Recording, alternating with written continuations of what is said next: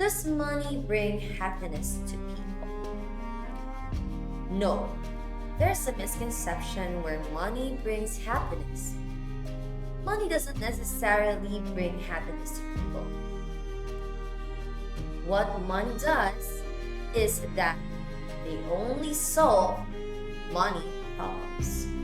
Let's say you're homeless, and having money will definitely make you happy because you can buy a new house and where you can be comfortable.